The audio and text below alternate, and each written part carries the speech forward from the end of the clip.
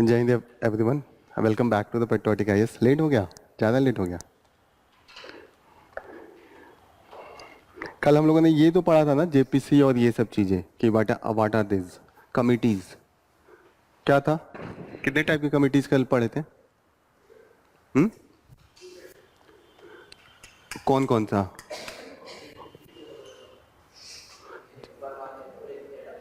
Permanent और ad hoc. Permanent में क्या क्या था? स्टैंडिंग कमेटी जो नॉर्मल होता है, जैसे हमारा बजट बनता है उसके पहले एस्टिमेट कौन करता है? एक कमेटी बनती है एस्टिमेट कमेटी, या और भी कमेटी होता है पब्लिक अकाउंट कमेटी। जैसे जितने भी बजट में पैसे जाते हैं तो उसका हिसाब किताब कौन लेता है? कमेटी होती है। Why the committees are important? ऐसे पार्लियामेंट तो हाई है, तो कमेटी क्यों बनाते हैं?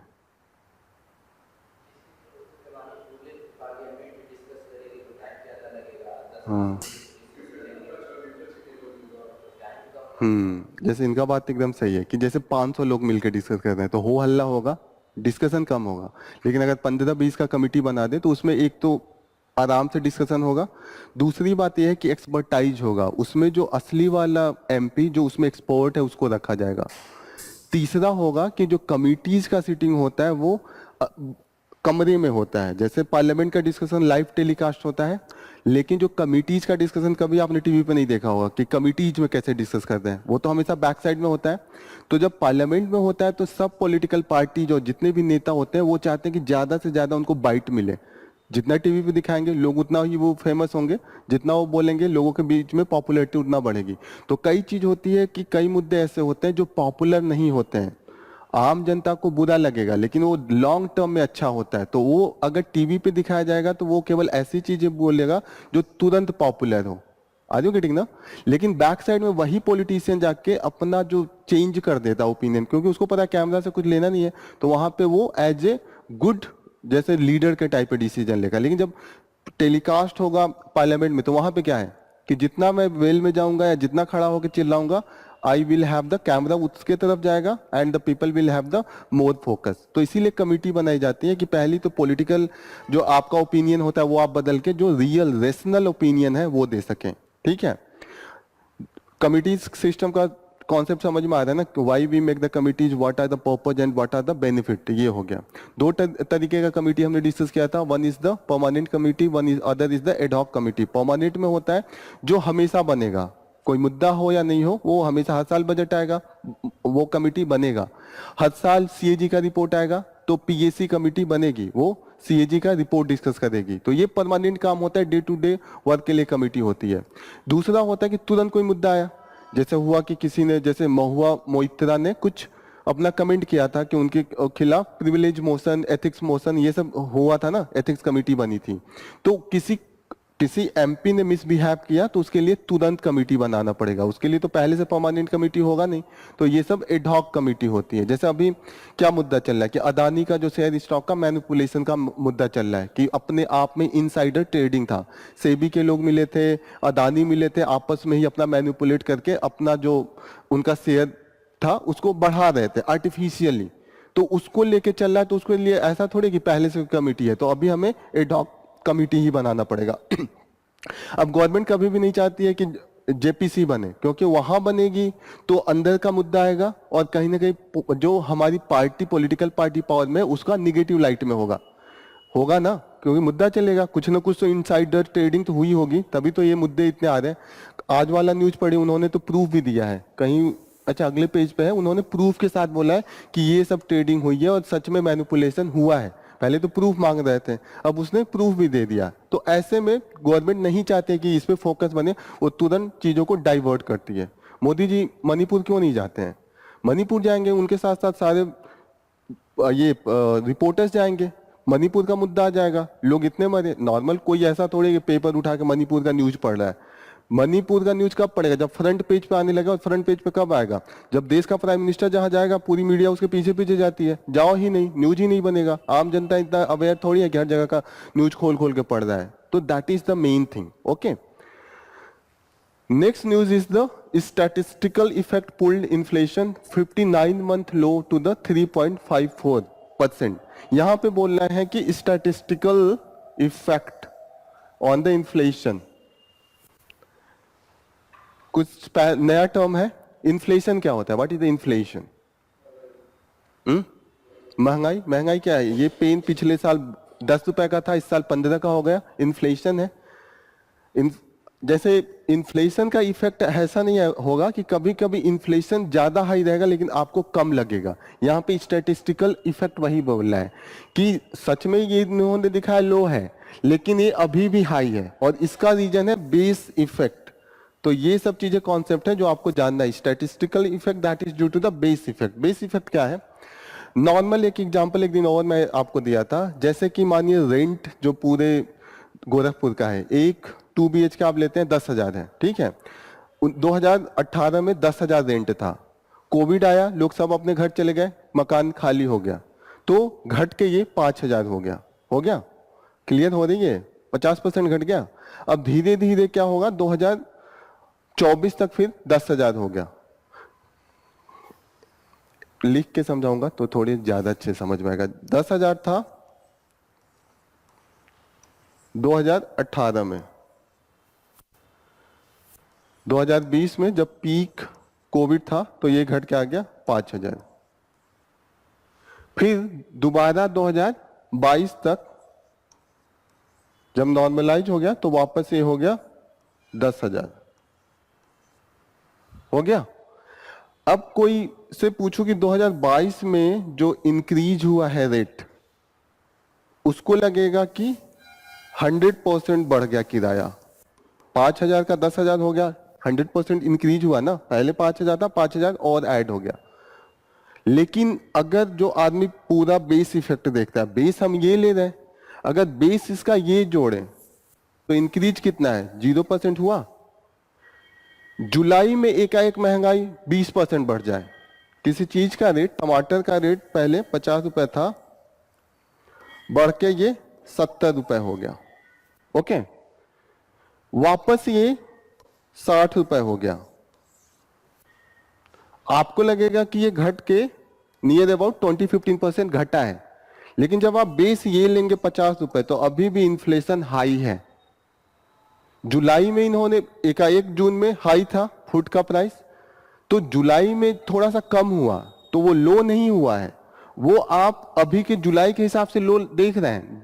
जैसे मैं 3 मंथ का कंपेयर करता हूं, अप्रैल मई जून, जो जुलाई में रिपोर्ट आया है वो जुलाई वाला है, अभी का है। मानिए जून में टमाटर का रेट 50 था, फिर 70 हो गया, फिर वापस 60 हो गया, तो अभी तो लग रहा है ये कम हुआ है, लेकिन ये 50 से अगर आप कंपेयर करेंगे तो अभी भी इन्फ्लेशन ओवरऑल नियर अबाउट 15% के आसपास है। क्लियर हो रहा है? बेस हम हटा रहे हैं तो चीजें बदल जा रही हैं। यहां के हिसाब से चीजें देखी जाए तो कम हो रही हैं, लेकिन जो आप अप्रैल का देखेंगे, अप्रैल से कंपेयर करेंगे तो अभी भी बढ़ा है। सिंपल सी चीजें यहां से आपको देखना चाहिए कि जो आप यहां पे देख रहे थे 2020 के हिसाब से तो किराया बढ़ गया, लेकिन अगर आप बेस देखें कि 2018 को बेस माने या 2017 को बेस माने तो 2017 में भी 9-9,500 हुआ होगा। धीरे धीरे चीजें बढ़ती हैं, लेकिन it is due to the pandemic. एक चेंज हुई थी, कहीं पे सूखा पड़ता है तो चीजें एक चेंज हो जाती हैं, कहीं बाढ़ आ गया चीजें एक चेंज हो जाती हैं। Same was the effect of the pandemic. तो ये होता है बेस इफेक्ट। बेस का मतलब जिस ईयर को हम काउंट करते हैं, जैसे ये प्राइस महंगाई, हम किसी चीज को एक बेस रखेंगे ना, आंख मूंद के तो कहेंगे नहीं, इस पेन का तो रेट कभी कभी 1 रुपए भी रहा होगा 100 साल पहले, तो इस हिसाब से तो इस समय इसका रेट जो है 1000 गुना 2000 गुना बढ़ा हुआ है। तो बेस के हिसाब से चीजें चेंज होती हैं, जो प्राइस है, जो इन्फ्लेशन है वो चेंज होती है, वही बेस इफेक्ट होता है। क्लियर हो रहा है? कभी कभी हम नहीं कहते कि ग्रोथ रेट बहुत हाई है, ग्रोथ रेट कम हो गया, तो ग्रोथ रेट आप किस ईयर के हिसाब से देख रहे हैं उसका भी इंपैक्ट आता है कि ग्रोथ रेट कभी कभी उस ईयर में सडनली कम हुआ हो। एक और एग्जांपल देता हूं, जैसे मैं जॉब कर रहा था, मानिए मेरा वो सैलरी हो 1 लाख रुपए, ठीक है। एकाएक मैंने जॉब छोड़ दिया, 0 हो गया, तो फिर दोबारा मैं जॉब करूंगा, 50,000 का भी जॉब करूंगा, लगेगा कि अरे ये इनका ग्रोथ बहुत ज्यादा है, 0 से 50 है। लेकिन अगर आप जिस समय मेरी सैलरी 1 लाख थी उस हिसाब से मेरा निगेटिव डिसइन्फ्लेशन हुआ है ना, निगेटिव ग्रोथ हुआ है, तो कहीं ना कहीं बेस इफेक्ट आप कब से काउंट कर रहे हैं, that impact the change in the growth rate. वो आपका इन्फ्लेशन में भी आएगा, जीडीपी में भी आएगा। जीडीपी में भी देखिएगा कि गवर्नमेंट कई बार अपना बेस ईयर बदल देती है, और बेस ईयर जो बदलती है तो जो हमारा फिगर होता है जीडीपी ग्रोथ का वो भी चेंज हो जाता है साथ साथ। That is the main reason.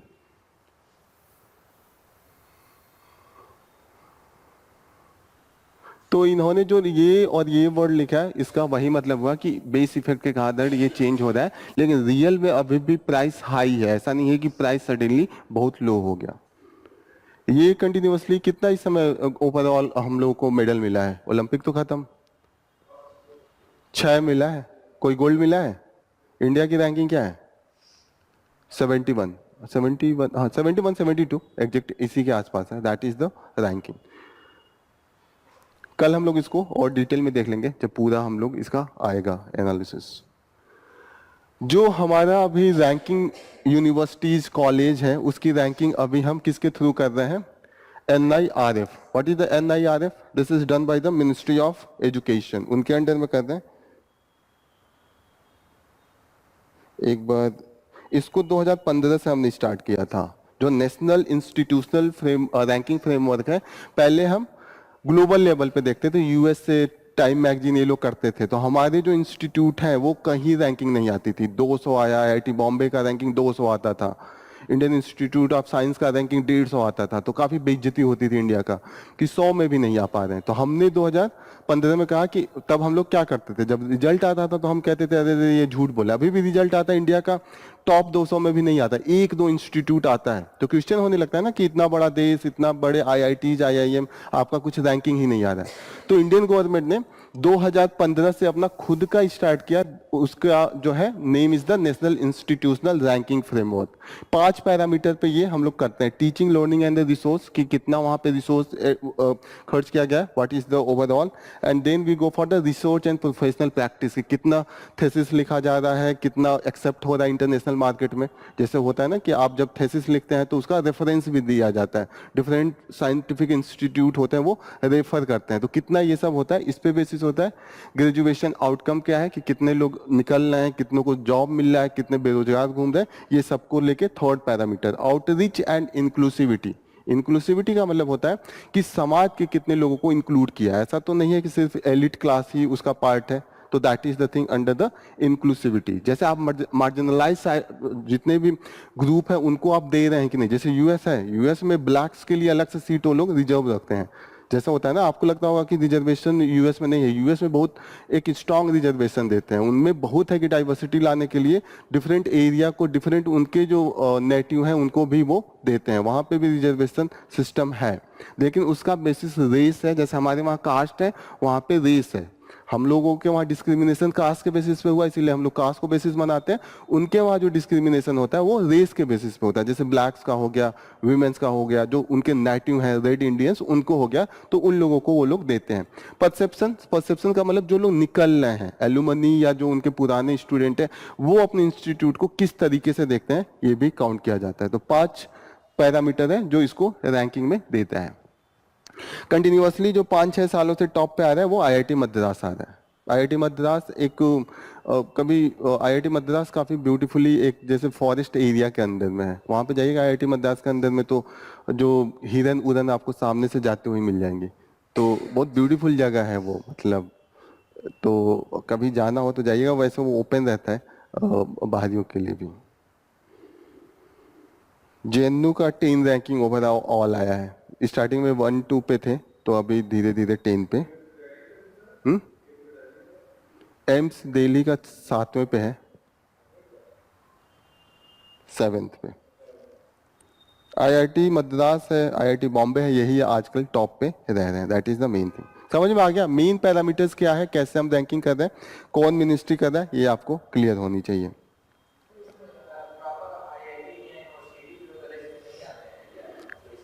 है तो यूनिवर्सिटी जवाहरलाल नेहरू, अलग अलग भी ओवरऑल भी ये देते हैं। जैसे यूनिवर्सिटीज का, स्टेट फंडिंग यूनिवर्सिटीज का, IIT जो इंजीनियरिंग कॉलेज है उनका अलग अलग आता है। एक जो रैंकिंग आता है ओवरऑल पे आता है, ओवरऑल में IIT मद्रास है। जैसे जो टॉप यूनिवर्सिटी में है उसमें ये Indian institute of science Bengaluru पहले पे है, दूसरे पे JNU है। लेकिन जो ओवरऑल सबको एक्यूमुलेट करके बना है उसमें सबसे नंबर 1 पे IIT मद्रास है। That is the thing.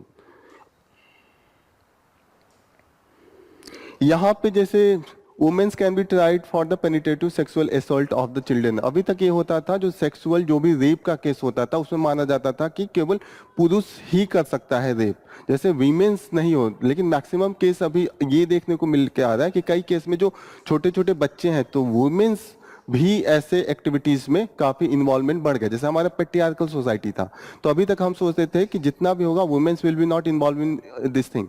तो पॉक्सो में जो था वहां पे एक ही वर्ड था, वहां पे जो लॉ में लिखा है वहां पे ही है कि जो क्रिमिनल होगा उसको ही से इंट्रोड्यूस किया है। तो ऐसा लगता था कि ही का मतलब केवल जो होगा वो मेल कैंडिडेट होगा।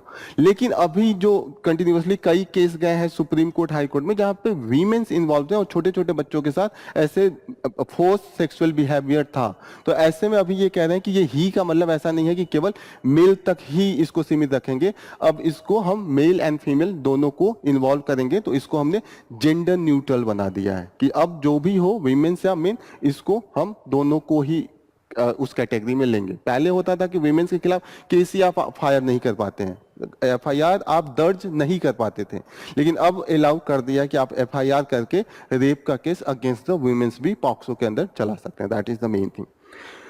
टीचर्स फेडरेशन इश्यूज, ये एक तरीके से एथिक्स का है कि टीचर्स आजकल सदा पीपी के स्कूल में जा रहे थे और कई केस मिला, तो ऐसे में उनका जो ऑर्गेनाइजेशन उन्होंने कहा कि अब तब कम से कम स्कूल की तो वैल्यू कीजिए कम से कम। या कभी अभी कई केस आया कि एक प्रिंसिपल था पी के लड़ाई कर रहा था, एक टीचर था स्कूल में ही पी रहा था, तो उसका वीडियो वायरल हो गया। और ऐसे में कंटिन्यूसली जो ये वायरल वीडियो जा रहे थे उसके कारण ये एडवाइजरी निकालना पड़ा कि कम से कम टीचर अपना बिहेवियर सही से करे और ड्रंक करके स्कूल में नहीं आए। नॉर्मली ये एथिक्स में आप एग्जाम्पल दे सकते हैं।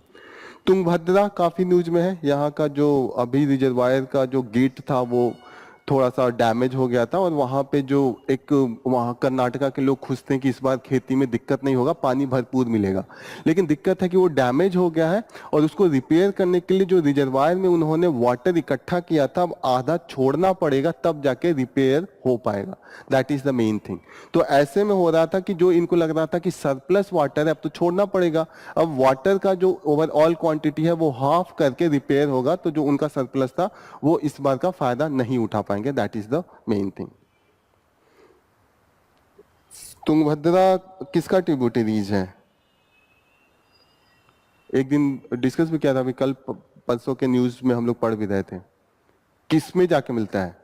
बहुत फेमस रिवर है। कावेरी का नहीं है, कृष्णा में जाके मिलता है। कृष्णा में जाके मिलता है और फेमस इसलिए भी है, जो हम लोग हम्पी का टेम्पल पढ़ रहे थे या विजयनगर, तो वो कहीं ना कहीं उसके बीच में है। जो हम्पी का एरिया था वो इन दोनों के बीच में ही फॉर्म होता है। एक बार यूपीएससी में इस पे क्वेश्चन भी पूछा हुआ है।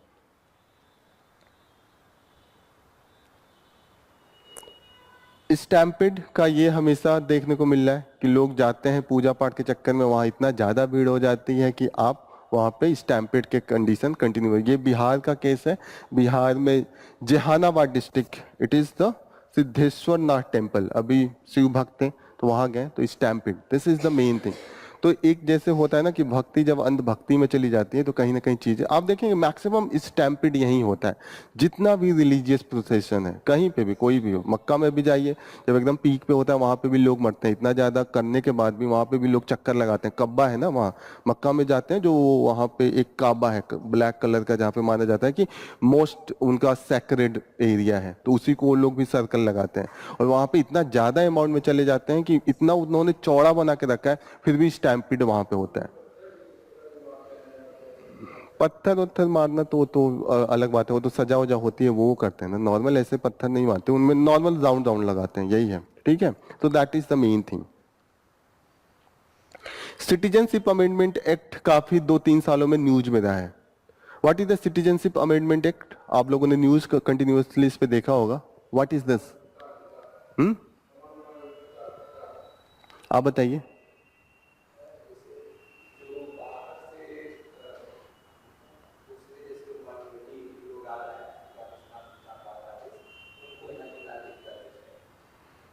गलत। Citizenship is why citizenship is important. क्यों चाहिए citizenship? What is the difference between the citizen and other people?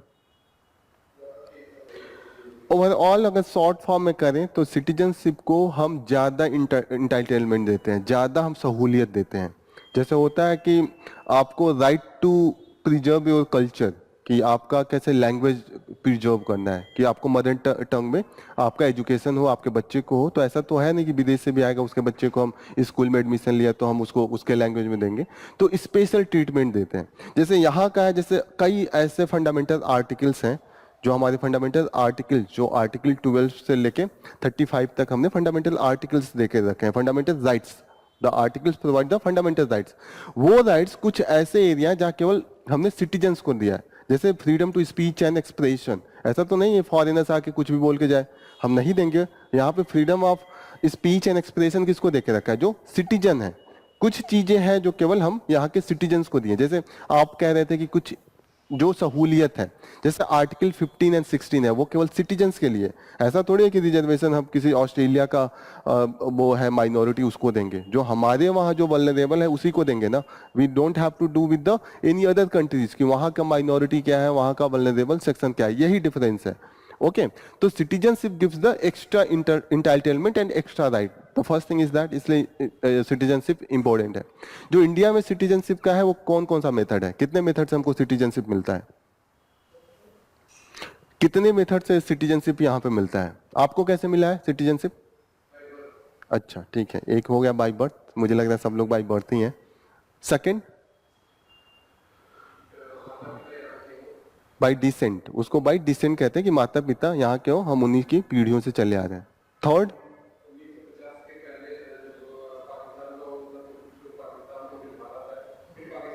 हाँ, ये तो कंडीशन है, कंडीशन नहीं, आप नॉर्मल बताइए कि कितने मेथड होते हैं सिटीजनशिप का। पहला हो गया बाय बर्थ, दूसरा हो गया बाय डिसेंट, थर्ड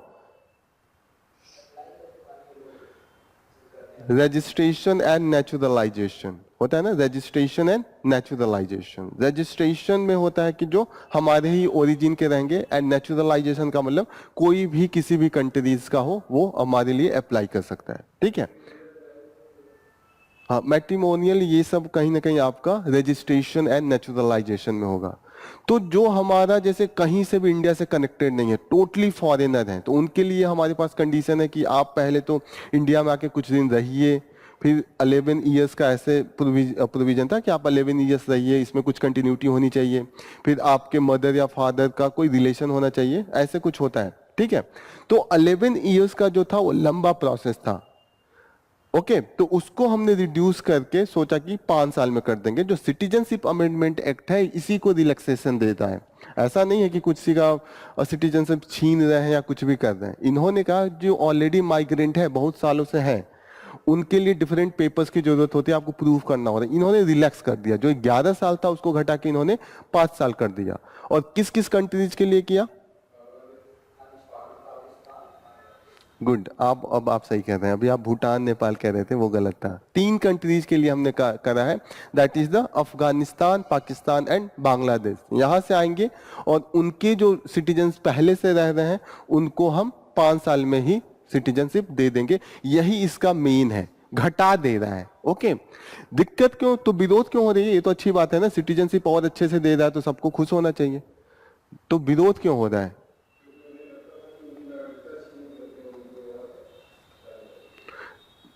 तो नहीं है ना ऐसा, तो भी विरोध क्यों हो रहा है? लगता था क्यों कि लगेगा क्यों? हाँ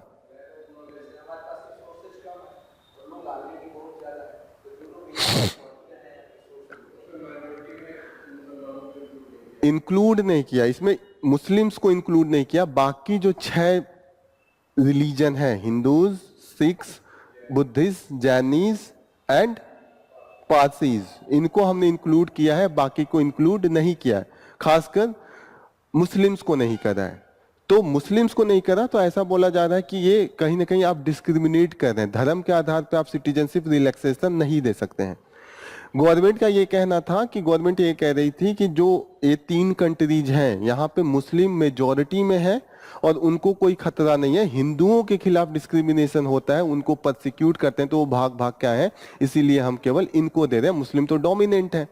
तो इन्होंने फिर कहा कि ऐसा है कि इन सब कंट्रीज में मुस्लिम्स के खिलाफ भी परसिक्यूशन हुआ है। फॉर एग्जाम्पल एक कास्ट, एक इनमें रिलीजन में मुस्लिम में अहमदिया होती है। अहमदिया को बहुत ज्यादा परसिक्यूट पाकिस्तान में किया गया है, हिंदुओं से ज्यादा इनके पीछे पड़े रहते हैं वहां के जो सिया है, सुन्नीज है, क्योंकि अहमदिया जो इनका खुद का धर्म है उसको चैलेंज किया है। जैसे अहमदिया में जो इनके मेन जो लीडर थे उन्होंने कहा कि मैं असली पैगंबर हूं। माना जाता है कि असली इस्लाम बोलता है कि मोहम्मद पैगंबर जब पैदा हुए वही लास्ट पैगंबर है, उनके बाद कोई पैगंबर पैदा नहीं हुआ। तो जो अहमदिया 100 साल पहले अभी ये स्टार्ट हुआ, इनके जो लीडर थे उन्होंने ये क्लेम करना स्टार्ट किया कि असली तो पैगंबर मैं हूं। तो उन्होंने एक नया मुस्लिम में ही सेक्ट स्टार्ट कर दिया। तो हिंदू से ज्यादा खतरा यहाँ पे ऐसे अहमदिया को है, उनको ज्यादा प्रोसिक्यूट किए थे, वो ज्यादा भाग के आए थे। एक और इन्हीं में कैटेगरी होती है सोहरावर्दी। कई कैटेगरी हैं जो, जैसे अभी आप लोग खासकर न्यूज में पढ़ रहे हो रोहिंग्याज में ही मुस्लिम में एक सेक्ट आता है।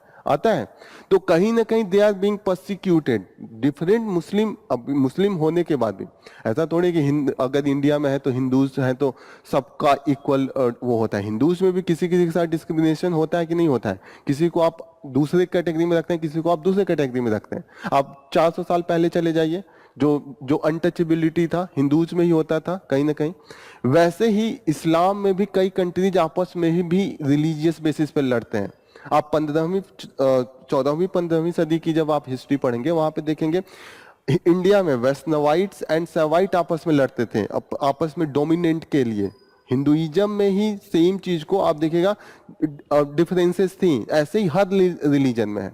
आप देखिएगा कि जो 17वीं सदी का जब वर्ल्ड हिस्ट्री पढ़ेंगे उस समय आपस में जो यूरोप था, कैथोलिक एंड जो प्रोटेस्टेंट, दो तरीके का क्रिश्चियनिटी होता है, कई तरीके का है, जो मेजर दो है वो आपस में लड़ रहे थे। कैथोलिक को लगता था कि प्रोटेस्टेंट हमारे असली दुश्मन है, उनमें युद्ध हुआ है, 30-30 साल युद्ध किए हैं on the name of the this two sect of the Christianity. जैसे होता है ना, मैं असली हूं।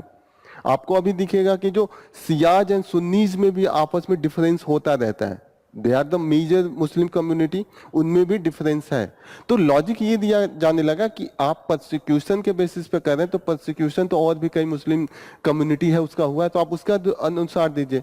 आप केवल परसिक्यूशन ही रख दीजिए। तो इस पे डिबेट चल रहा था। गवर्नमेंट ये कह रही थी कि दूसरी बात ये है कि मुस्लिम्स मेजोरिटी थे तो मुस्लिम ज्यादा माइग्रेट करके आए हैं, तो वहां पे हमारे पास रिसोर्स नहीं है। जैसा आप कह रहे थे कि रिसोर्स का भी क्रंच का एक इश्यू है, इंडियन गवर्नमेंट इतने लोगों को कैसे रिफ्यूजी रख पाएगी। दूसरी चीज है कि जो लोकल स्टेट है वहां के लोग विरोध कर रहे हैं। मानिए पहले थे वेस्ट बंगाल, असम या त्रिपुरा का मैं एग्जाम्पल लूं। मानिए पहले 1 लाख लोग थे, वहां के टोटल पॉपुलेशन 1 लाख है। तो वहां के त्रिपुरा के लोगों की जनसंख्या 1 लाख है, वो लोग आपस में मेजोरिटी में है, वो वहां के रिसोर्स पे अपना क्लेम कर रहे हैं।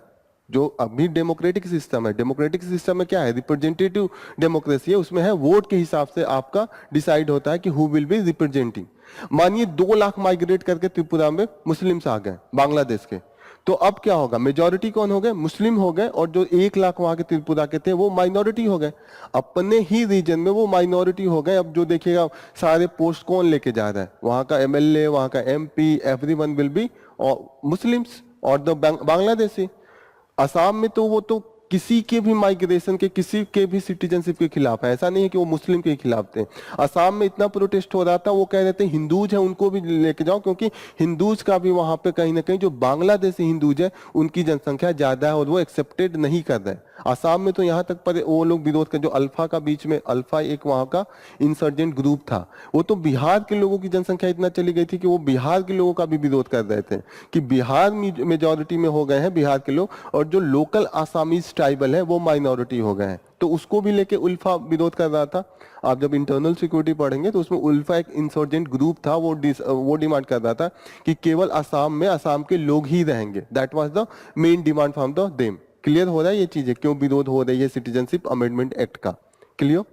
सिटीजनशिप अमेंडमेंट एक्ट तो सिटीजनशिप दे रहा है, तो अच्छी बात है, लेकिन विरोध इसलिए हो रहा है कि एक तो रिलीजन के हिसाब से आपने ऐड किया है, दूसरी चीज है कि आप कह रहे हैं कि जो प्रोसिक्यूशन है वो केवल किसी पर्टिकुलर रिलीजन से ही हुआ है। That is the main thing. यही डिबेट चल रहा है अभी। ये केस ना सुप्रीम कोर्ट में चल ही रहा है सेक्युलरिज्म के आधार पे, क्योंकि इंडिया का जो हम लोग प्रियम्बल एक दिन पढ़ रहे थे, सेक्युलरिज्म प्रियम्बल में ही लिखा हुआ है, हमारा कोर है, बेसिक स्ट्रक्चर है कि स्टेट का कोई रिलीजन नहीं होगा, state will be neutral to the all religion. तो उसके अनुसार आप संविधान के खिलाफ ही जा रहे हैं। इसको भी लेके अभी केस सुप्रीम कोर्ट में पड़ा हुआ है। ओके, मणिपुर के जो सीएम है वो कह रहे हैं कि जो मणिपुर का डिस्ट्रिक्ट है वो सही से ऑर्गेनाइज नहीं है, उसको रीऑर्गेनाइज करना पड़ेगा।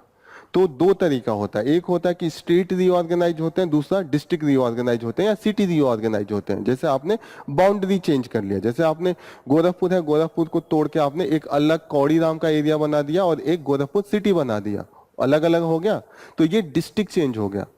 दूसरा तरीका होता है कि स्टेट चेंज होता है, जैसे हमने हाल ही में देखा है कि कश्मीर को दो पार्ट में तोड़ दिया, एक तो जम्मू एंड कश्मीर और लद्दाख का एरिया अलग कर दिया। कुछ साल पहले हमने आंध्र प्रदेश और तेलंगाना को अलग अलग तोड़ा था, याद है आप लोगों को?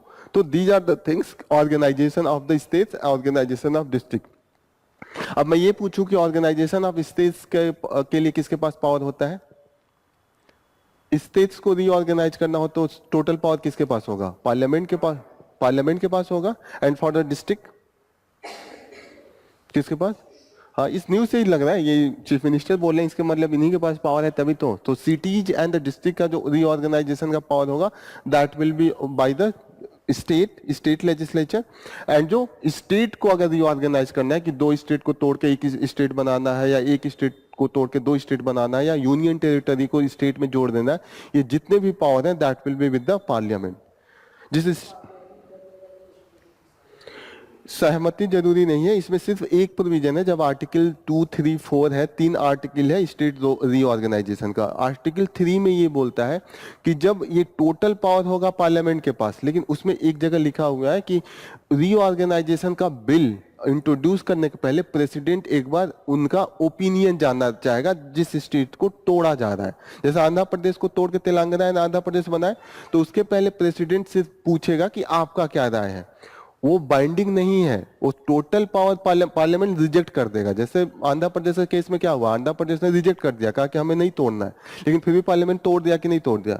तो वो सिर्फ पूछता है, एडवाइजरी होता है कि आपको क्या लगता है कि तोड़ना चाहिए कि नहीं तोड़ना चाहिए। वो टाइम देता है, इतने दिन में बताइए, अगर नहीं बताएंगे तो वो मान लिया जाता है कि उनका ओपिनियन हमने जान लिया है, that will be the parliament will proceed. Simple सी बात है, क्योंकि स्टेट का है, अब स्टेट का जो पावर होगा तोड़ने का या कैसे भी रीऑर्गेनाइज करने का, वो पार्लियामेंट के पास ही होगा। यही है कि हम उसका ओपिनियन जानेंगे, that is the just a advisory opinion, ठीक है ना। टोटल पावर हमारा इसके में इस पार्लियामेंट के पास है। क्लियर? चांदीपुर वायरस कंटिन्यू पढ़ रहे हैं, कहां से ये ओरिजिनेट हुआ है? आप एक दिन बताए थे मुंबई से, मुंबई के किसी विलेज से हुआ है। जो वेक्टर है, जिसे वेक्टर का मतलब क्या होता है, व्हाट इज द वेक्टर? हम लोग एक दिन और वेक्टर में बताया था, समझाया था अच्छे से। What is the vector? Virus vector के थ्रू जाता है, चांदीपुर वायरस वेक्टर के थ्रू जा रहा है। वेक्टर क्या है? ट्रांसमिशन का एक माध्यम। वायरस अपने आप खुद एंट्री नहीं करेगा आपके शरीर में, वो पहले एंट्री करेगा किसी वेक्टर में। वेक्टर क्या हो सकता है? कोई मॉस्किटो हो सकता है, फ्लाई हो सकता है, एनीथिंग, कोई एनिमल हो सकता है। इसके केस में सैंड फ्लाई जो है that is the vector. Vector का हम लोग उस दिन कॉन्सेप्ट पढ़ रहे थे कि this is like the injection. Injection का जो कॉन्सेप्ट होता है क्या होता है?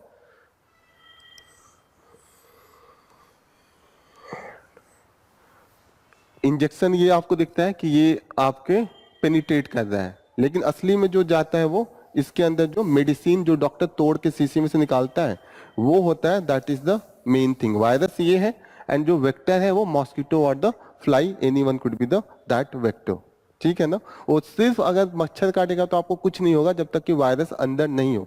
और वायरस के लिए होने के लिए एक पर्टिकुलर टाइप का स्पीसीज या एनिमल होगा जिसमें वो सरवाइव करेगा, हर चीज में वो नहीं करता है, तो उसके लिए स्पेसिफिक वेक्टर होते हैं। इसमें स्पेसिफिक वेक्टर जो है वो सैंड फ्लाई है। तो सैंड फ्लाई आप लिख लीजिएगा, they are the vector for the Chandipur virus.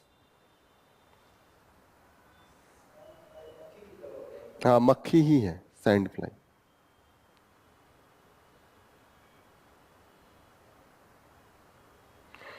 जो मैक्सिमम ये एक्टिव होते हैं sand fly, they are active into the सुबह, जो हम लोग कहते हैं ना डस्क एंड डॉन। क्या होता है डस्क? शाम को, जो हम लोग नहीं कहते हैं कि एकदम सुबह भोर हो रहा है, तो उस समय जो 4 बजे से 6 बजे के बीच का टाइम होता है उस समय एक्टिव होते हैं। और शाम को जब सूरज ढल रहा होता है तो क्या टाइमिंग होती है? 5 से 7 के बीच में, उसी समय ये मैक्सिमम एक्टिव है। नोट कर लीजिएगा ये, they are the active during the dusk and the dawn. ये है ना dusk and dawn, active during the dusk and dawn, ठीक है ना।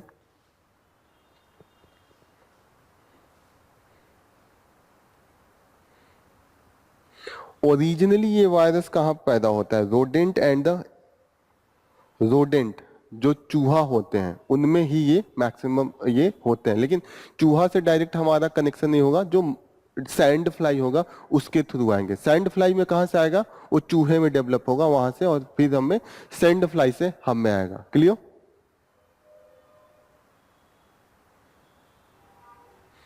हो गया चांदीपुर वायरस। आजकल हम लोगों ने अभी तक 4 मेजर वायरस पढ़ रहे हैं। पहला वायरस क्या पढ़ रहे थे, जीका पढ़ रहे थे, जीका के बाद निपा, निपा के बाद हाँ ब्रेन ईटिंग अमीबा, एंड अभी ये जो आ रहा है चांदीपुर वायरस, ये इस साल का मेन जो अभी न्यूज में है, तो इससे प्रीलिम्स में क्वेश्चन पूछने के चांसेज हैं। आयुष एंड आयुष्मान भारत, ये हमारा मेन है कि हम जो ये डिजीज बर्डन है उसको कम करना चाहते हैं। आयुष्मान भारत का क्या मेन है, इसके अंडर में क्या कर रहे हैं। आयुष्मान क्या है, 5 साल का 5 लाख का बीमा है, ठीक है। एक पॉइंट ये हो गया, किसको देंगे 5 लाख का बीमा, इंडिविजुअल को है कि किसको है। 5 लाख जो है वो क्या लिमिट है, हर एक इंडिविजुअल को मिलेगा, फैमिली यूनिट है 5 lakh, 1 family, and for how many years, years नहीं है, 1 ईयर्स है, 1 ईयर्स है। तो यही मेन है कि 5 लाख पर फैमिली, एंड जो हॉस्पिटलाइजेशन होगा वो किस लेवल का होगा, प्राइमरी, सेकेंडरी और टर्शियरी, 3 लेवल पे हमारा हॉस्पिटलाइजेशन होता है। प्राइमरी हुआ कि नॉर्मल आपको बुखार उखार गया, आपके मोहल्ला क्लिनिक के लोग होते हैं, जस्ट आपका दवा वा चेक करके दे दिया। सेकेंडरी में ये होगा कि जब आपको जैसे एक्सरे और कुछ आपको ब्लड टेस्ट करवाना हो, फिर उसके बाद प्रिस्क्रिप्शन लिखना हो, ये सेकेंडरी हो गया। टर्सरी हो गया जो हाई लेवल का, जैसे आपको आईसीयू में भर्ती कराना पड़े या सीटी स्कैन कराना पड़े, या बड़े लेवल पे आपको ये सब चीजें हो, सर्जरी हो, आपका स्टंट डलवाना हो, ये सब टर्शियरी केयर में होगा, जिसमें बहुत हाई लेवल का स्पेशलाइजेशन की जरूरत होती है। तो ये जो स्कीम है that is for the secondary and tertiary, not for the primary. ये चीजें 4-5 चीजें हैं, वो आपको याद रखना है। ये शंभू बॉर्डर अभी जब प्रोटेस्ट हो रहा था तो काफी न्यूज में था, क्योंकि यहीं पे रोक के रखा था फार्मर्स को, यहाँ से अंदर आने नहीं दे रहे थे दिल्ली में, तो इसीलिए है इसको फिर से वापस चलाने की कोशिश कर रहे हैं। कस्तूरबा गांधी बालिका विद्यालय का नाम सुना है आप लोगों ने, क्या होता है। गर्ल्स यूनिवर्सल गर्ल्स एजुकेशन को हम पाने के लिए ये वाला हम इस चला रहे थे, और इसमें है कि मैक्सिमम 6 to 8 जो एज ग्रुप है क्लास का, 6 से 12 है कि 6 से 8, 6 से 12 है, एक बार मैं देख लेता हूँ, मुझे लग रहा था 6 to 8 है, यूनिवर्सल एजुकेशन के लिए था। और इसमें था कि जो हम लोग बचपन में क्या करते थे, सर्व शिक्षा अभियान गवर्नमेंट चला रही थी, उसी के अंडर में ये सब कॉलेज आ रहे थे। सर्व शिक्षा अभियान जो यूनियन गवर्नमेंट का स्कीम कंटिन्यूसली चल रहा है, उसी के अंडर में है, हम यूनिवर्सलाइजेशन करना चाहते हैं, that is the main thing. इसमें थोड़ा सा है कि अभी जो इनका पैरामीटर्स है सही से इम्प्लीमेंट नहीं कर पा रहे इसको। कितना है,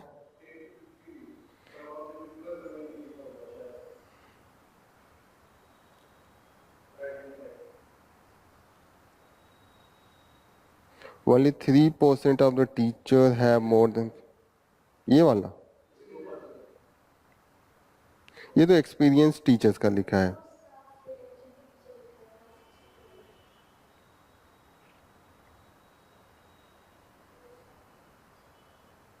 क्लास 6 to 12 है, या राइट, ठीक है। तो that is the level of education, okay. यहाँ पे चीजें हैं कि अभी जो हम कैंपिंग कर रहे थे सिक्योरिटी फोर्स को लेके, और यहाँ पे झारखंड एंड छत्तीसगढ़ के एरिया में, तो वहाँ पे विरोध हो रहा था कि मैक्सिमम जो आप बना रहे हैं सिक्योरिटी फोर्स को लगा रहे हैं, वो ट्राइबल का जो लैंड है उसको कैप्चर करके और वहां पे अपना कैंप कर रहे हैं।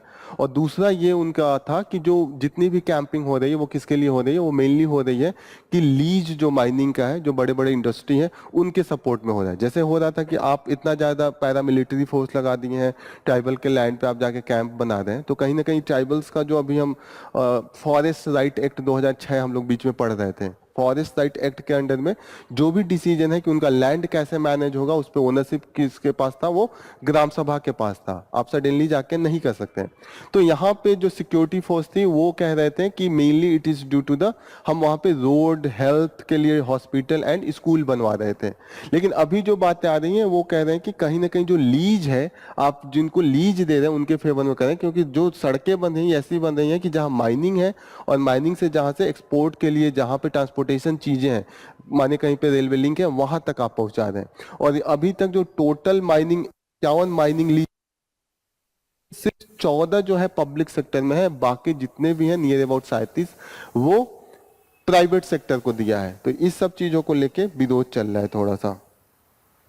सिंहभूमि ये है जो district that is famous for the iron ore, iron के लिए ये बहुत फेमस है, ज्योग्राफी में आप पढ़ेंगे। सिंहभूमि आपका आयरन के लिए, आयरन माइनिंग के लिए काफी फेमस है।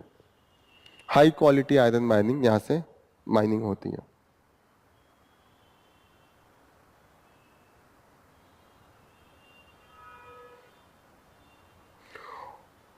ओलंपियाड में इस बार इंडिया का परफॉर्मेंस अच्छा रहा है, 6 लोग गए थे, मैक्सिमम लोगों को इसमें अवार्ड मिला है। ओलंपियाड सबसे पुराना है जो हम इंटरनेशनल लेवल पे देते हैं, that is the main thing. यहाँ पे नेम है, एक बार आप लोग देख लीजिएगा, मणि घोष, अर्जुन गुप्ता, आदित्य मानगुड्डी, वेंकट गणेश, रुशील माथुर, सिद्धार्थ चोपड़ा, ये लोग इस बार इंडिया की तरफ से थे, दैट इज द मेन। क्या नहीं, ये पीसेस में हो सके तो पूछ ले, इतना इंपॉर्टेंट नहीं है कि इतना, पीसेस में थोड़ा बहुत चांस रहता है, यूपीएससी में नहीं पूछेगा नाम कि कोई इसको क्या मिला। लेकिन इंडिया का परफॉर्मेंस इस बार सबसे बेहतर है। इस जिस तरीके से इस बार परफॉर्मेंस किए, इसके पहले परफॉर्मेंस 1989 में इस टाइप का परफॉर्मेंस इन्होंने किया था कि जितने भी लोग गए उनमें से मैक्सिमम को कुछ न कुछ अवार्ड मिला है। ठीक है, नेक्स्ट इंपॉर्टेंट न्यूज जो हम लोग पढ़ने जा रहे हैं that is the disinformation, AI and the cyber चक्रव्यूह। अभी हम देख रहे थे, please, due to the cyber and AI हम देख रहे हैं कि कंटिन्यूअसली जो अटैक है, जो हमारा इलेक्शन में मैनिपुलेशन में या पर्सनल लेवल पे है, वो नेचर चेंज हो गया है। पहले हम लोग देखते थे पर्सनल अटैक होता था, डकैती, चोरी, ये सब होती थी, लेकिन अभी हम देख रहे हैं कि ये सब चीजें नहीं है, लेकिन जो हमारा साइबर अटैक है, जो अभी देखते थे पहले कैसे होता था, पहले इलेक्शन में बाहुबली लोगों का होता था, बाहुबली लोगों को पैसा दिया जाता था, वो लोग इलेक्शन जिता देते थे। अभी हम बाहुबली से ज्यादा जो साइबर एआई का यूज करें, अभी 2024 का इलेक्शन देखिएगा, इसमें एआई का बहुत ज्यादा यूज हो रहा था। फॉर एग्जाम्पल एक वीडियो जैसे मैं आपको दिखाता हूँ, एक वीडियो, इसमें जो अभी आवाज प्ले होगा वो करुणानिधि का है। करुणानिधि जो डीएमके के स्टालिन है, उनके पिताजी हैं, उनका डेथ हो गया था 2019 में ही, लेकिन अभी के इलेक्शन में उनके आवाज से कैंपेनिंग हो रही थी, उनके आवाज को लेके, ये उन्हीं का आवाज है। Karunanidhi, the former leader of the Indian state of Tamil Nadu, he's speaking in a video that came out earlier this year, and he's endorsing his son, the state's current leader, for re-election. When the COVID pandemic ravaged the world, our chief minister ran in the direction of panicked voices of people. अभी जो maximum use हो रहा है ना, जैसे deep fake का, वो हो रहा है कि आप जैसे मोदी जी के ही जैसे एकदम आएगा वीडियो, वो मोदी जी नहीं होंगे, same everything will be from the, लगेगा कि मोदी जी बोल रहे हैं, लेकिन वो डीप फेक से वो एआई बना रहा है। तो अभी जो मैनिपुलेशन का लेवल है दैट हैज टोटली चेंज। जो पहले होता था, पहले हम ट्रेडिशनल मेथड का यूज करते थे कि जो वोट का वो बॉक्स होता था वो चेंज कर दिया, लोगों को वहां तक जाने नहीं देते थे। अभी इन्फ्लुएंसिंग बैक साइड से हो रहा है, डिजिटल मीडिया का यूज हो रहा है, हर जगह हो रहा है। जैसे आप देखिएगा कि यूएस का इलेक्शन में इस समय डीप फेक का बहुत यूज हो रहा है। What is the deep fake? उसके पहले मैं डीप फेक पूछ लूं क्या है, what is the deep fake?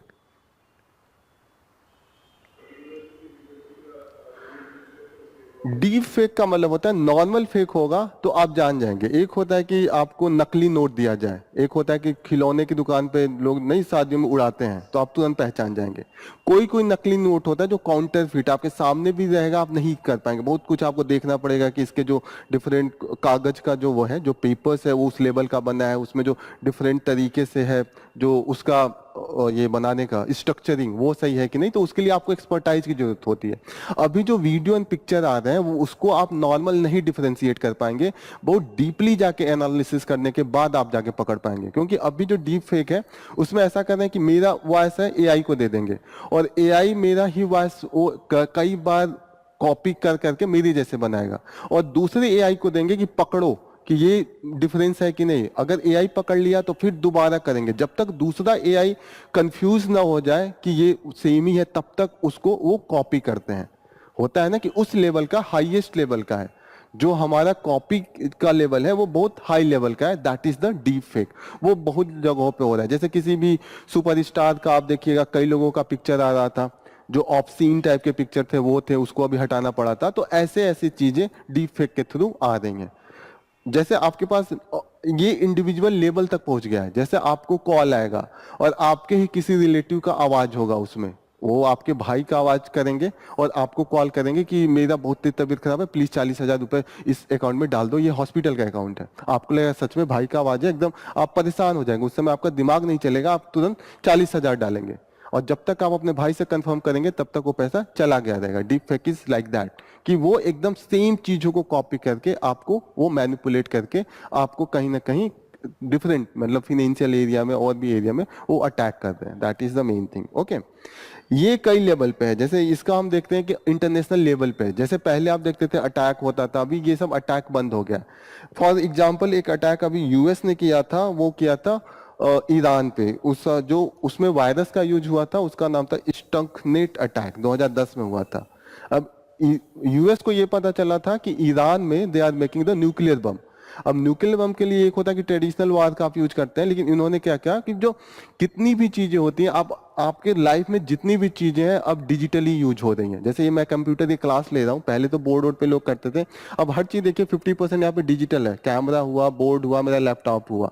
तो यहाँ पे कुछ दूर से कंट्रोल करना चाहे तो क्या करेगा, मेरा लैपटॉप कंट्रोल करेगा, इंटरनेट के थ्रू वो एंट्री में आ सकता है।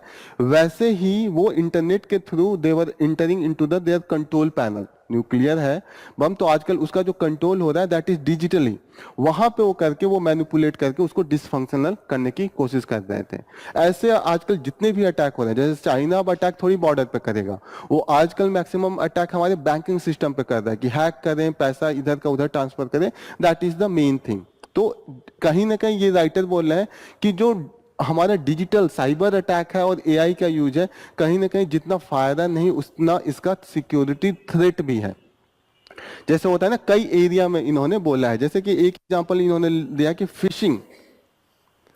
फिशिंग बहुत आजकल कॉमन हो गया। फिशिंग में होगा कि आपके पास मैसेज आएगा और आपको लगेगा कि ये मैसेज कुछ ऐसा है कि मेरा सच में इंफॉर्मेशन मांग रहा है। जैसे आपका क्रेडिट कार्ड का इंफॉर्मेशन मांग लेगा कि कहेगा कि कुछ आपकी डिस्क्रिपेंसी आई है कहीं पे आपको, जैसे आपका ऐसा आ सकता है कि आपने इनकम टैक्स सही से भरा नहीं है, उसके लिए अपना ये पूरा अकाउंट दीजिए। आप अकाउंट के चक्कर में सब कुछ देंगे, फिर उससे आपका पैसे वो ट्रांसफर कर लेंगे। That is the fishing. Fishing में कहीं ना कहीं आपका इंफॉर्मेशन, पर्सनल इंफॉर्मेशन, जैसे क्रेडिट कार्ड का नंबर, ये सब they will be taking and the misusing. तो ये सब चीजें हैं, जैसे फिशिंग आप लिख लीजिएगा। स्पैनिंग, स्पैनिंग ऐसा है जैसे कि मानिए कोई चीज आप खरीदने जा रहे हैं मार्केट में, मानिए आपने प्लान किया कि आपको कोई चीज बताइए, आप लोग क्या कुछ खरीदने का प्लान क्या कर रहे हैं?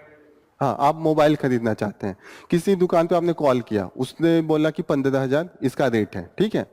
अब आपको लगेगा कि और जगहों पे कहीं 13,000 का भी मिल सकता है, तो वो क्या करेगा, वो दुकानदार आपके पास इतने मेल भेजेगा करीब 200 कि वो दिखाएगा कि जो मार्केट में रेट है वो 18,000 है, 17,000 है, वो कोट कर करके भेजेगा। That is the spanning, flirt with the message. Email आपके भर जाएंगे with the such type of the information. ये चीजें होगी स्पैनिंग।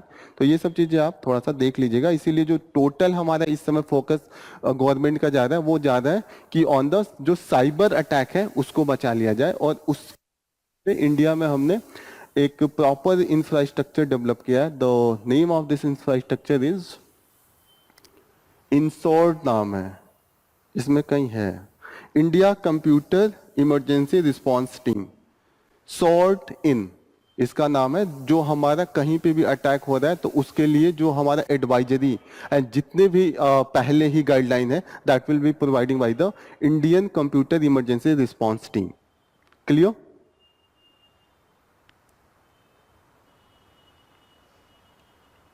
कैसे अप्रोच लिखेंगे इसका? This is talking about the analyze the role of the cyber security in mitigating emerging threats related to the AI generated disinformation and the cyber attack.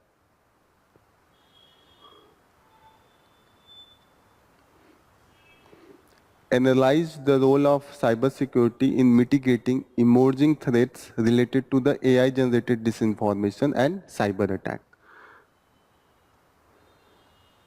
Difference समझ में आ रहा है ना? What is the AI generated disinformation and what is the cyber attack? क्या है difference?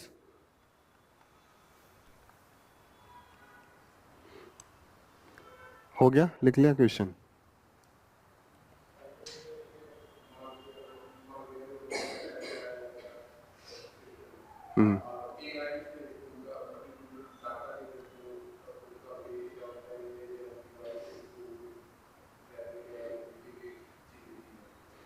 AI से चीजें copy करके आप एआई से डीप फेक करेंगे। And cyber attack different type of the जो आपके मॉलवेयर होंगे, वायरसेस होंगे, that will B attack on the your different digital device और द डिफरेंट आपके जितने भी है। नेशनल लेवल पे भी हो सकता है, जैसे नेशनल लेवल पे ही सबसे ज्यादा खतरा है। Banking system totally dependent on the this digital media. दूसरी चीजें आप जितना भी इंपॉर्टेंट चीजें देख लीजिए, हॉस्पिटल में देखिए मैक्सिमम जो आईसीयू हैं आपको डिजिटली हर चीज दिखेंगे। पूरा आईसीयू वो डिसफंक्शनल कर दे। हार्ट से रिलेटेड जितनी भी आजकल क्योर होते हैं कहीं ना कहीं उसमें डिजिटल मीडिया का बहुत यूज है। बैंकिंग सिस्टम हो गया, एक तो हो गया जितनी भी हमारे न्यूक्लियर इंस्टॉलेशन है, कंट्रोल हमारा डिजिटली होते हैं। वो पूरा आपका न्यूक्लियर ही कंट्रोल करेंगे, उन्हें बम बनाने की क्या जरूरत है? वो मानिए यूएस का ही न्यूक्लियर का कोई कंट्रोल कर ले, उसके पास 8000 न्यूक्लियर बम हो जाएंगे, उसे बनाने की जरूरत नहीं है। तो that's why the cyber security utmost priority के लिए अब हम लोग देने लगे हैं। That is the main thing. तो इस पर आप व्हाट? हाँ, डार्क वेब तो डिफरेंट थिंग हो गया। डार्क वेब तो हो गया कि जो इंफॉर्मेशन नहीं होगा आपके पास। जैसे नॉर्मल आप सर्च इंजन गूगल पे डालते हैं तो चीजें आती हैं, लेकिन बहुत सी चीजें होती हैं जो आपको नहीं दिखती हैं, अवेलेबल होते हैं, जैसे आपको विजिबल नहीं होता है। डार्क वेब का मतलब होता है जिसकी एक्सेसिबिलिटी आम जनता को नहीं होगी, that will be the dark web. तो ये भी एक पार्ट है, दैट विल बी। ऐसे भी नॉर्मल आप देखिएगा कि बहुत सी चीजें हम सर्च इंजन पे अवेलेबल नहीं होता है। फॉर एग्जाम्पल जैसे आपको अपना इंटरनेट बैंकिंग करना होता है तो सब कोई नहीं देख सकता, आपको इन्फॉर्मेशन वहां पे आपका कोड और डाल के एंट्री मारनी पड़ती है। That is the thing, that is not, केवल 2 से 3% जो इन्फॉर्मेशन है जो आपको सर्च इंजन पे मिलता है। 90% से ज्यादा 95% तक चीजें आपको अवेलेबल नहीं है, दैट इज अंडरग्राउंड। ओके, हो जाएगा ना? इसका कैसे लिखना है, अप्रोच समझ में आ रहा है? पहले तो आपको डिफरेंस पता होना चाहिए किस तरीके का थ्रेट है और क्या इसके लिए हम अभी तक स्टेप ले रहे हैं। इन्होंने भी कुछ यहाँ पे बता के रखा है कि what we need to do. जैसे हमें एंटीवायरस डिफेंस सिस्टम वो तैयार करना है, लोगों को अवेयरनेस फैलाना है कि इस तरीके का हो गया, आप तुरंत चीजों को एक्सेप्ट मत कीजिए। जैसे आपके पास कॉल आ रहा है तो you should cross check, people should be aware. Okay, तो ये सब चीजें कहीं ना कहीं कोऑर्डिनेशन होना चाहिए। डिफरेंट ऑर्गेनाइजेशन जो है, पुलिस है या जो भी हमारा साइबर सेल है, सब कोऑर्डिनेटेड होना चाहिए ताकि चीजें एक दूसरे पे कम्युनिकेट हो पाए on the time. These are the all thing. Okay, ये जो न्यूज कंटिन्यूअसली चल रहा है कि जो मिसयूज हो रहा है ईडी का, सीबीआई का, the way we are using. जैसे अभी केस था केजरीवाल के खिलाफ 2 दिन पहले, उनके जो ये डिप्टी चीफ मिनिस्टर जो पुराने थे उनको छोड़ा है। तो वही ये बात कर रहे हैं कि जो बेल होना चाहिए वो नॉर्म होना चाहिए और जो जेल होना चाहिए वो एक्सेप्शनल होना चाहिए। नॉर्मली होता है ना कि आप ट्रायल पीरियड में जेल में नहीं रख सकते। दूसरी चीजें हैं कि आप इतना ज्यादा पावर नहीं दे सकते कि ईडी बिना वारंट के जाके किसी को अरेस्ट करे और बिना ट्रायल के 1.5-2 साल जेल में रखे। यही डिबेट कंटिन्यूअसली चल रहा है और यहाँ पे चल रहा है कि जो right to life life and liberty under article 21 है, वो हम वायलेट कर रहे हैं। और वो सबसे ज्यादा अटमोस्ट इंपॉर्टेंस दिया गया था। जब हम कॉन्स्टिट्यूशन लिख रहे थे तो सबसे ज्यादा इंपॉर्टेंस हमने आर्टिकल 21 को दिया था। आर्टिकल 21 को माना जा रहा था कि this will be the soul of the all the fundamental rights, क्योंकि वहां पे लाइफ एंड लिबर्टी की बात हो रही है। और आप एक दिन जेल में रहना मुश्किल होता है, आपको 4 दिन घर रूम में बंद कर दिया जाए, खाना दिया जाए, तो भी आपको लगेगा कि कहाँ मेरे साथ अन्याय हो रहा है। और ऐसे कंडीशन में 1.5-2 साल चीजें आपको जेल में बैठा के रखा जा रहा है, that is not for the good for the fundamental rights of the any society. तो इसको लेके चल रहा है कि डिबेट चल रहा है कि जो पावर है कहीं ना कहीं रिव्यू होके ये सब चीजें हटनी चाहिए। और इन्होंने डिफरेंट एरिया दिया है कि किस केस में वहां पे सुप्रीम कोर्ट का क्या था। सुप्रीम कोर्ट ने 1970 के ही जजमेंट में बोला था कि the bail should be the norm, कि नॉर्मल जज को क्या करना चाहिए कि अगर ये ना लगे कि ये आदमी भाग सकता है या जाके विटनेसेस को चेंज कर सकता है, तब तक वो बेल दे। अगर एक्सेप्शनल केस हो तभी जाके वो उसको जेल में रख के ट्रायल कराए। That is the main thing. Next news is the with respect to the Kashmir. Kashmir को लेके है कि आपने वहां पे 2 पार्ट में डिवाइड कर दिया, लेकिन उसके बाद इलेक्शन नहीं हो रहे हैं। और इलेक्शन नहीं हो रहे हैं तो कहीं ना कहीं जो हम पार्टिसिपेटिव डेमोक्रेसी को कह रहे हैं वो एंटी हो जा रहा है। एक लोग कैसे ग्रीवेंस जाएगा, आप सेंटर से रह के नहीं चला सकते, कहीं ना कहीं चीजें और निगेटिव में जाएंगी। तो ये कह रहे हैं कि जल्दी से जल्दी वहां पे इलेक्शन हेल्ड करके वहां का रिप्रेजेंटेटिव डेमोक्रेसी को हमें इंस्टॉल करना चाहिए। ये भी बात है कि जो सुप्रीम कोर्ट ने ये भी कहा है कि जो हमारा बेसिक स्ट्रक्चर है कॉन्स्टिट्यूशन का वो है पार्लियामेंट्री डेमोक्रेसी, उसमें कहीं ना कहीं पीपल का पार्टिसिपेशन इज वेरी इंपॉर्टेंट। तो यहीं पे मेन इन्होंने कहा है कि there should be the election as soon as possible, जैसे भी हो किसी का सरकार बने but the election should be the main norm. यहाँ पे है कि revival of the Dalit politics, इस पे हम लोगों ने बहुत डिस्कस किया। आप लोग बताइए क्या डिस्कशन चल रहा है इस पे। ये दोनों न्यूज, जो एक और न्यूज है, ये दोनों इसी पे है, socio economic difference within the science एससीज एंड एसटीज। क्या है डिबेट, अभी 3-4 आर्टिकल हम लोगों ने डिस्कस किया है।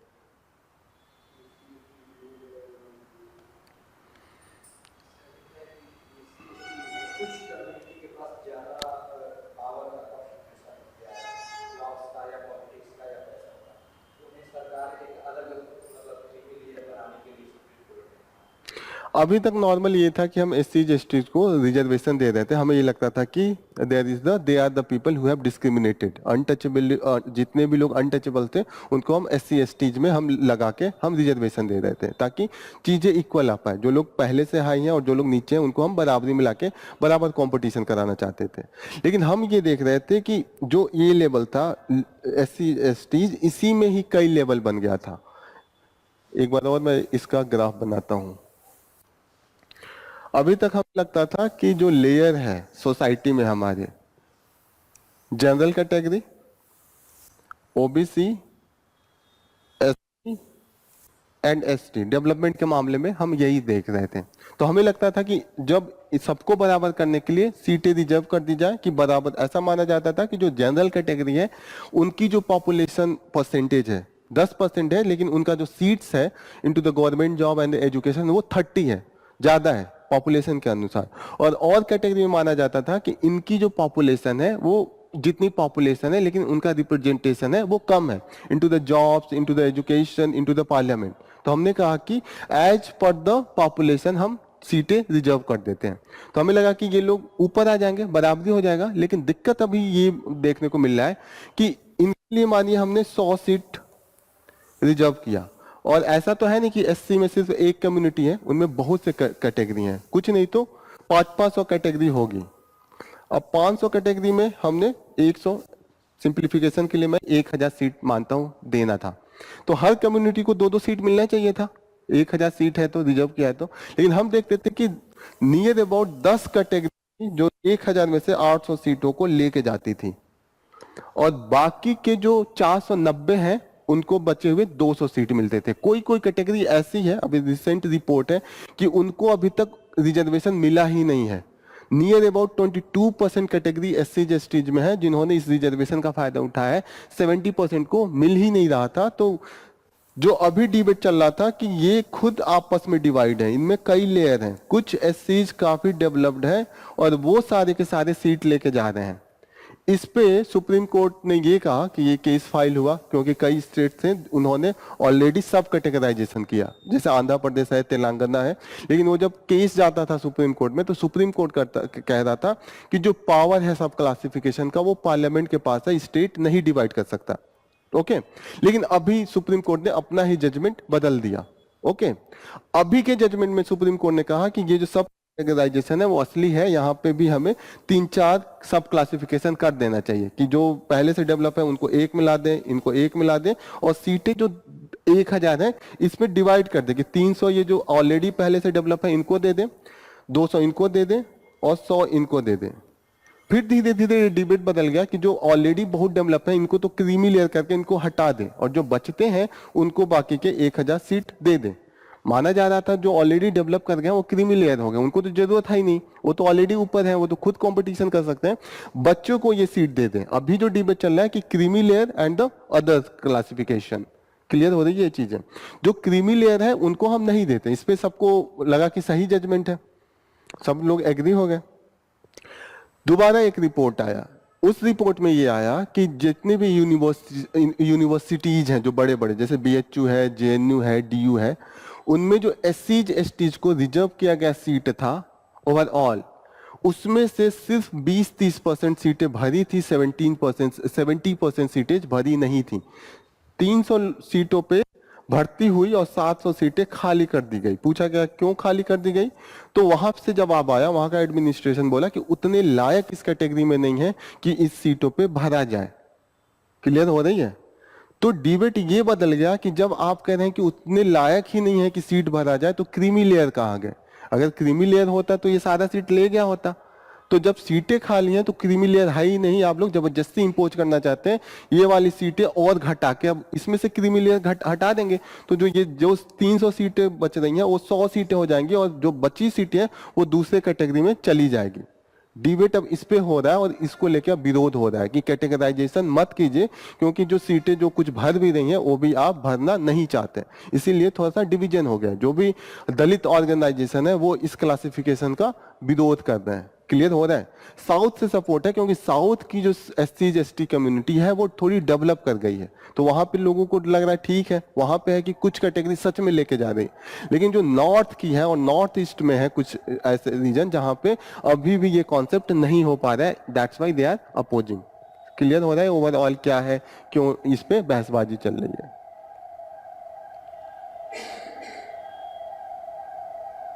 ये दोनों चीजें उसी पे है कि अब इसी पे पॉलिटिक्स होने लगा है। कई पार्टीज हैं उसके सपोर्ट में है, कई पार्टीज अभी न्यूट्रल स्टैंड पे है और कुछ पार्टीज जो विरोध कर रही हैं। That is the main thing. यहाँ पे यही सब डेटा दिया है कि कहाँ पे कितनी सीटें थी, कितना परसेंटेज भरा था सीट, ये सब चीजों पे यहाँ पे they have given the data. Next news जो सेबी को लेके चल रहा है, सेबी को लेके ये चल रहा है कि जो हम मैनिपुलेशन करते हैं, जैसे सेबी क्या है? सेबी इज द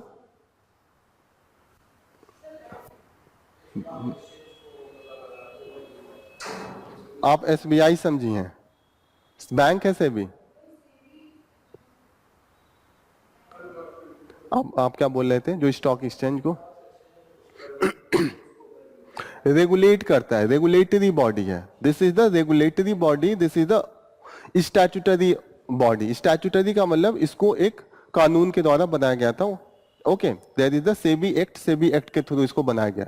3 तरीके के बॉडीज होते हैं, पहला कॉन्स्टिट्यूशनल बॉडी, दूसरा स्टैट्यूटरी बॉडी और तीसरा होता है कि नाइदर कॉन्स्टिट्यूशनल नॉर स्टैट्यूटरी, जो एग्जीक्यूटिव एक्शन के थ्रू बनाते हैं। जैसे मंत्री लोगों ने कोई बॉडी बना दिया, जैसे नीति आयोग हो गया, जिसके लिए एक्ट नहीं होता है, मिनिस्ट्री से नोटिफिकेशन निकला गजट में और वो हो गया। प्रॉपर तरीके से पार्लियामेंट में एक्ट बने, लॉ बने, उसके बाद कोई बॉडी बनती है, that will B statutory body. और जो बॉडी जिसका नाम साफ साफ कॉन्स्टिट्यूशन में लिख दिया जाए और कितने रूल रेगुलेशन है वो सब लिख दिया जाए तो वो कॉन्स्टिट्यूशनल बॉडी हो जाएगा। फॉर एग्जांपल जो हमारा इलेक्शन कमीशन है कॉन्स्टिट्यूशनल बॉडी है। ओके, आरबीआई कॉन्स्टिट्यूशनल है कि स्टैट्यूटरी है? स्टैट्यूटरी कहीं जिक्र नहीं है, that is the statutory body. मतलब नॉर्मल ये लगेगा कि कॉन्स्टिट्यूशनल है क्योंकि काफी इंपॉर्टेंट है, बट इट इज द हाँ, जैसे कि आप स्टॉक मार्केट में जाएंगे, मार्केटिंग करेंगे, तो your stock will be regulated by that, कि मैनिपुलेशन नहीं होता है। जैसे कंपनी आपस में भी तो ट्रेडिंग कर सकती है, मैनिपुलेटेड इन्फ्लेटेड अपना स्टॉक कर सकती है, कंपटीशन बरकरार रहे। ऐसा होता है ना कि मैं खुद शेयर बना रहा हूं, अपने ही लोगों से खरीदवा के सबको दिखा रहा हूं कि चीजें बढ़ रही हैं, शेयर मार्केट में आपका इन्फ्लेटेड हो जा रहा है। यही तो हुआ इसमें। इसमें जो हुआ, अदानी का जो शेयर था वो मैनिपुलेट करके आर्टिफिशियली इंक्रीज कर दिया गया। अब इंक्रीज करता है तो ज्यादा से ज्यादा लोग खरीदेंगे, अदानी ग्रुप के पास ज्यादा से ज्यादा पैसा आएगा और वो इन्वेस्टमेंट ज्यादा कर सकते हैं, लेकिन जो रियल वैल्यू होगी वो उनकी बहुत कम होगी। तो इसमें ये दिक्कत है कि जो और लोग हैं जो नॉर्मल तरीके से कॉम्पीट कर रहे हैं, उनके पास तो इन्वेस्टमेंट नहीं आएगा ना, जो अपना नॉर्मल ग्रोथ कर रहे हैं। और इन्होंने सेबी के ही लोगों के, इसमें जो सेबी के दोनों चीफ है, हस्बैंड एंड वाइफ, जो चीफ की, वो दोनों इन्वॉल्व थे। उन्होंने अपना खुद का ऐसा स्मॉल ये खरीदवा के और खुद मैनिपुलेट कराया, खुद का शेयर खरीद के रखा था। यही अभी रिपोर्ट में आ रहा है कि उनका खुद का शेयर था और वो लोग खुद मैनिपुलेट कर रहे थे, खुद ट्रेडिंग कर रहे थे। इनसाइडर ट्रेडिंग यही होता है ना। इनसाइडर ट्रेडिंग का मतलब आपको सब कुछ पहले से पता है। जैसे एक सिंपल सी आपको एग्जांपल दे रहा हूँ, इनसाइडर ट्रेडिंग का एक एग्जांपल ऐसे, मैं एकदम इसको सिंप्लीफाई कर रहा हूँ। जैसे मैं किसी डिस्ट्रिक्ट का कलेक्टर हूँ, डीएम हूँ, और मुझे पता है कि एक मीटिंग बैठी मेरे मिनिस्टर के साथ कि आने वाले टाइम में इस जगह पे एक बढ़िया सा हम हॉस्पिटल बनाएंगे और उसके बगल में स्कूल बनाएंगे, कोई एकदम दूर गांव का एरिया है। तो मुझे पता चल गया। अब मुझे वो इंफॉर्मेशन का मैं मिसयूज कैसे कर सकता हूँ कि मैं पहले ही उस एरिया में जमीन खरीद लूँ। मुझे पहले पता चला गया उस रूरल एरिया है, सस्ती जमीनें होंगी, 2,000-3,000 हजार कट्ठे में मिल जाएगी, 2,000-3,000 कट्ठा क्या और सस्ते में मिल जाएगी। तो मैंने पहले ही खरीद लिया। अब इसका क्या है कि मुझे इंफॉर्मेशन था, इंफॉर्मेशन का मिसयूज किया, बाद में मेरे खिलाफ केस होगा तो होगा ना कि आप उस अथॉरिटी पे थे, you shouldn't have done this, क्योंकि आपको इंफॉर्मेशन है। प्राइम मिनिस्टर पहले ही डिसीजन लेने के पहले, उसके पहले अपना पूरा खरीद ले, उसके पास तो सारा इंफॉर्मेशन है, तो मिसयूज हुआ ना, कॉन्फ्लिक्ट ऑफ इंटरेस्ट आ रहा है। ये सब चीजें इसमें इन्वॉल्व है कि ऑलरेडी आप कैसे ट्रेडिंग में पार्टिसिपेट कर रही थी, क्योंकि यू आर रेगुलेटरी बॉडी।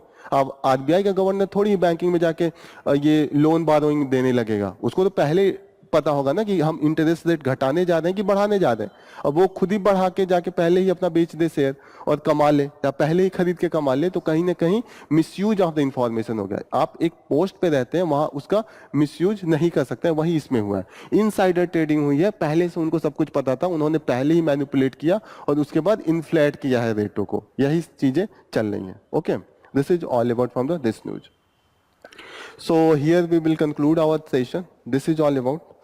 एक और न्यूज थोड़ा सा था, न्यूज नहीं है, एक पिक्चर है काफी शानदार, वो मैं दिखा देता हूँ थोड़ा सा। ये पिक्चर दिख रहा है, यहाँ पे ये बच्चा कूद के इसको मार रहा है। ये पिक्चर है फ्रॉम द इंडोनेशिया। इंडोनेशिया का एक एरिया है सुलावेशी, वहां पे ये रिचुअल्स होता है, ऐसे किक मार के, ये जैसे होता है कि इससे उनका फसल अच्छा होगा। जैसे जो न्यू उनका होता है कि हार्वेस्ट सीजन होगा, to bring the good harvest they do this. And इसका नाम है सिसेम्बा। ओके, तो इसका लोकेशन एक बार देख लीजिएगा। इंडोनेशिया का तो लोकेशन पता होगा, मैप पे एक बार खोल के लोकेट कीजिए।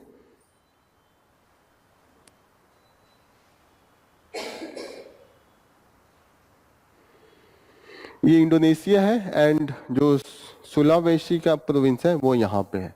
ठीक है, मलेशिया, इंडोनेशिया, फिलीपींस।